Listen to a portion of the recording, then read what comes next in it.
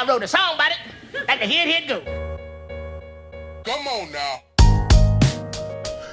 Yo, what is good? What is good? What is good? Welcome to another episode of Wrote a Song About It, Like the Hit Go. All right, this episode, we going down memory lane.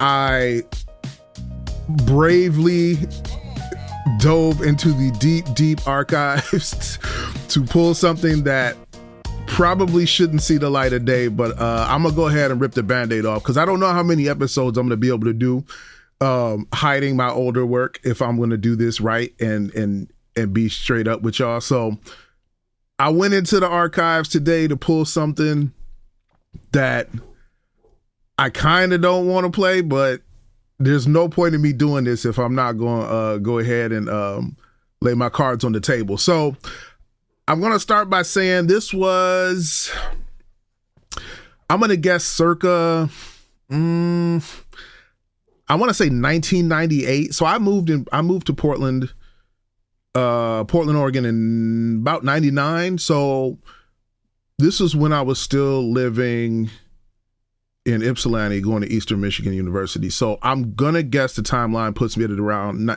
97, 98. Yeah, I'm going to say that's a good guess. 98 is probably the best guess. And the funny thing is that I was in Ypsilanti, which is essentially like the furthest suburb you can get out from Detroit. Like it's right next to Ann Arbor where the University of Michigan is, but like all the news and television stations are Detroit. So like it's basically Detroit suburbs, but like way out there. So I was going to Eastern Michigan. I was living in an apartment complex in Ypsilanti. And the funny thing is that a bunch of my boys from back home in Saginaw also picked up and moved to Ypsilanti. I don't know why, because it had nothing to do with me. And they were living in the exact same apartment complex I was in.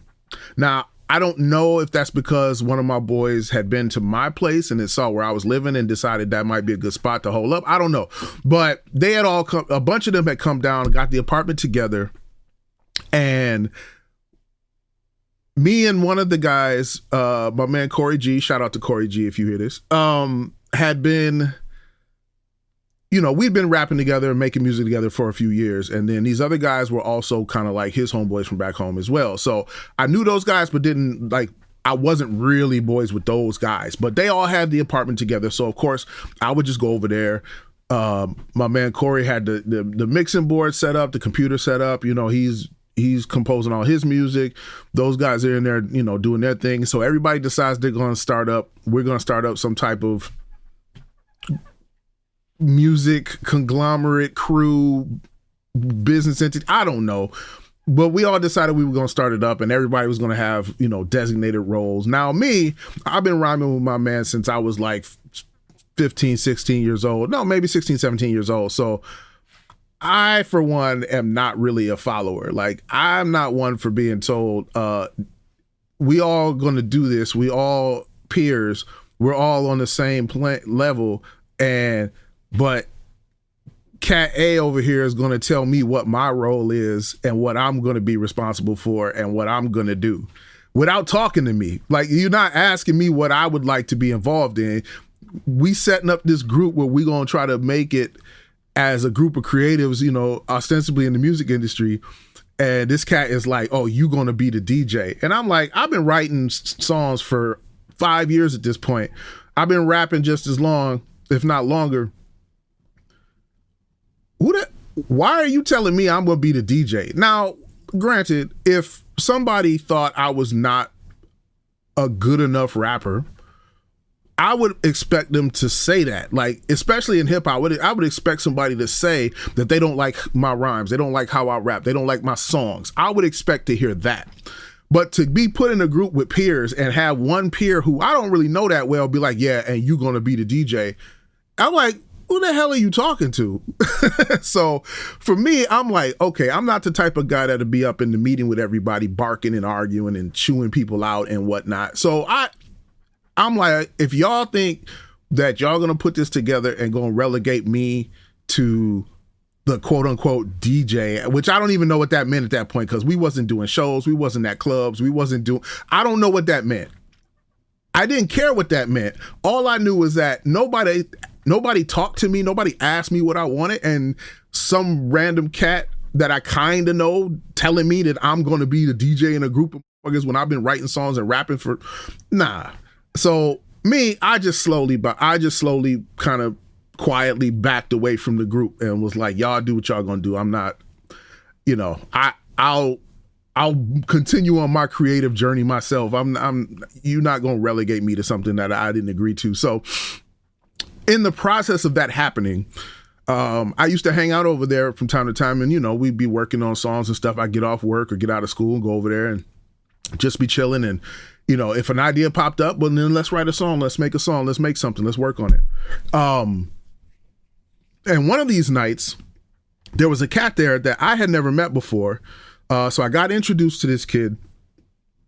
We're sitting there chopping it up, and we're both talking about, you know, what we do, like how we rhyme, like what we think about music and stuff. And me and this guy kind of hit it off. You know, it was like, this dude's cool. Like, you know, I'm chopping it up with him. We talking. And so we sitting there and I'm like, hey man, you know, why don't we do one of these tracks together? And he was like, hell yeah, let's do that.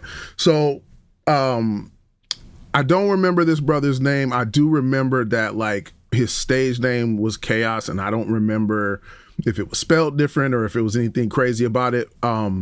So shout out to that brother, because I never saw this guy again.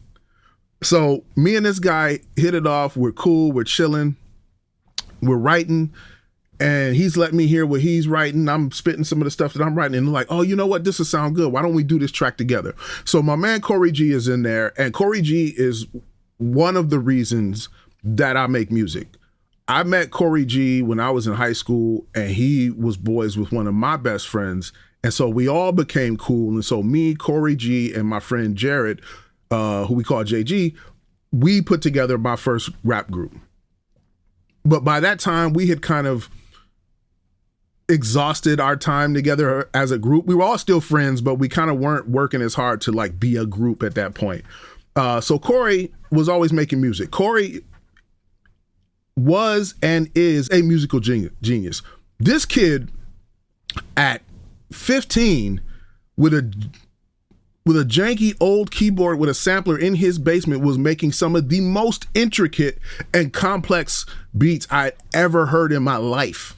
And the only thing keeping him from basically beating down the biggest producers in music at that time was he didn't have the equipment to sound like the big producers at the time. But musically, genius level. He was writing stuff with no musical training, no musical background, just whatever came out of his head and hit that keyboard, and it was gold. What this man did with 4 seconds of sampling, I'm gonna see if I can find a beat and throw that on for you. So here, let me see if I can find a Corey G beat here so you can hear it.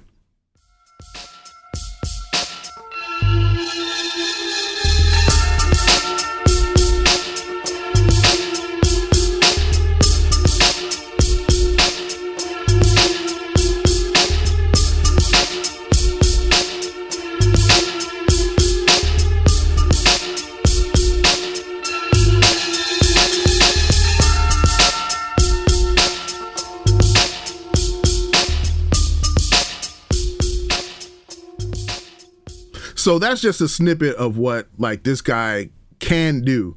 But at that time, he was designated as the cat who made the music for everybody because nobody was touching him. Even though I was trying to dabble in starting to make beats and stuff, I wasn't anywhere on the spectrum near this kid at this time. And so I looked to him like one of my biggest inspirations for learning to compose music and write music, because he was doing it at such a young age and at such a high level that I was like, when I grow up, now mind you, I'm 2-3 years older than this cat. When I grow up, I want to be like Corey G. He was so good that when I grow up, I want to be him.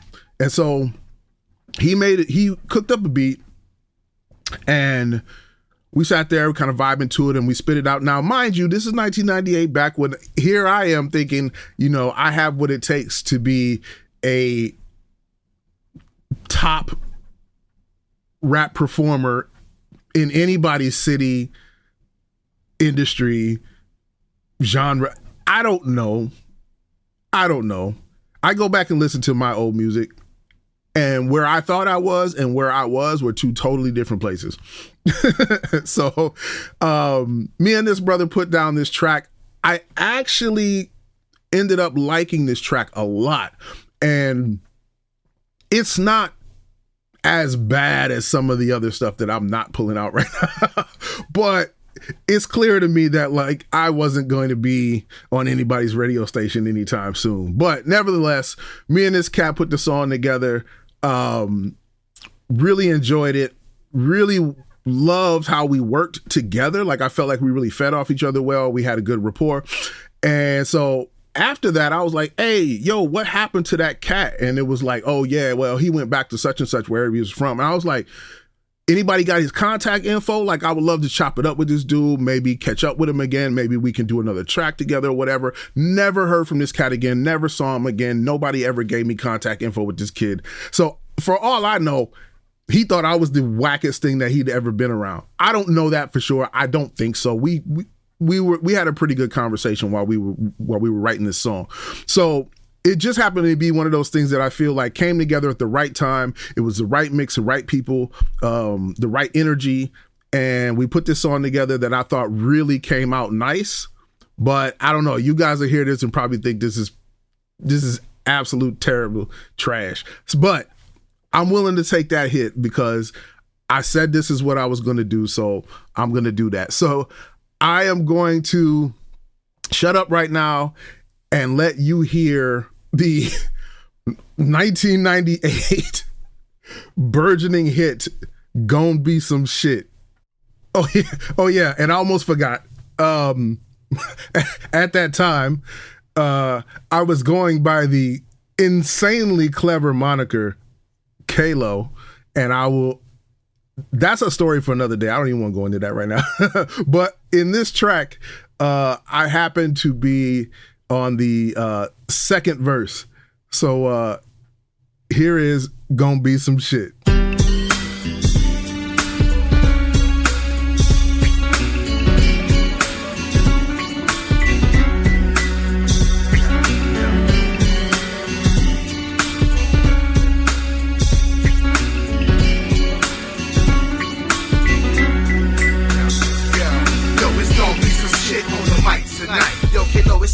Not chaos, you got the mic.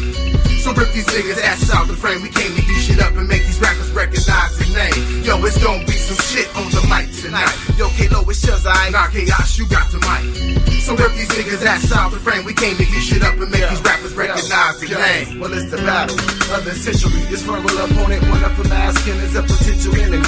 If it ain't tight, I ain't writing. Write it in Paris. Embarrass your amateur matter of fashion. You're staring at me and I'm asking, do you really want to battle? We'll just get first. I'll take your soul, sit out to church, and out your throat and make you feel dirt. If the alert mechanism, see your accuracy entering. My supervision is in the fragmental pieces of oxygen. The pendulum swinging seconds of all the vital. My lyrics are like Morales running and ready to bite you. Imagine this rapping accurate, violence rapping these matches. If I'm all lyrics, so infectious and causes cancerous. Throwing lyrics is in favors that of a distance. Bitches be like if he can fuck like he can rap, he can hit this. I go through in a metamorphosis. Exploring shit that's killing them soon as I start the process of performing shit. My shit is complicated like DNA single strands. Making my plans to reach heads, even in other lands. The mic stand is like a witness. I'm a menace to lyrics directed at your ears, just so you can hear it. I'm in this to make currencies equal to the earnings of President Clinton. Better than any nigga's attentions. I'm 3-dimensional with this. It's like the kiss of death. The way I take your last single breath will follow your chest. My select dialect is of another language. You can't explain it. All you can do is just hope to contain it. Yo, it's Gon Be Some Shit on the mic tonight. Yo, chaos is yours, I ain't not Kalo, you got the mic. So rip these niggas asses out the frame. We came to heat shit up and make these rappers recognize the name. Yo, it's Gon Be Some Shit on the mic tonight. Yo, chaos is yours, I ain't not Kalo, you got the mic. So rip these niggas asses out the frame. We came to heat shit up and make these rappers recognize the name. Yo, these rap niggas lucky, but they better learn a lesson. My subliminals whisper suggestions to suppress aggression. I'm even shipping, my style's hot, cause I'm the boss. I leave a spicy taste in your mouth like tamales with hot sauce. I got you, son, you rap cats nasty. straight to blasting. Assholes how deep, cause we stay wicked and crafty. We stay relentless with lyrical fitness. You witness me kick this, I'm the organic form of mental sickness. The amateur, damager, a merciful lord of war, speedy deliverer of what you waiting for. Displaying spectacular demolitions of competition. MC's deadly premonitions, put hearts to thoughts of dissing. That's what you missing. You niggas feel the heat, you won't compete, you can't repeat what you see in here. You frozen with fear. Yo, them crews ain't helping you through, cause yo, what I do cause some niggas to act brand new when it comes to backing you. My vocals cause early retirement, celebrations, the victims to blazing, skip town on Jamaica's vacations. Infinite taxes for attacks when it comes to rap. Any plaques or awards won't watch your back when I come for that. Intoxication's potent like 100 proof, I run syringes. I'm grabbing the teeth, kicking them and ripping them off their hinges. Vengeance to satisfy, solidify, creating genocide like MC species. You ain't the shit cause I'm the feces.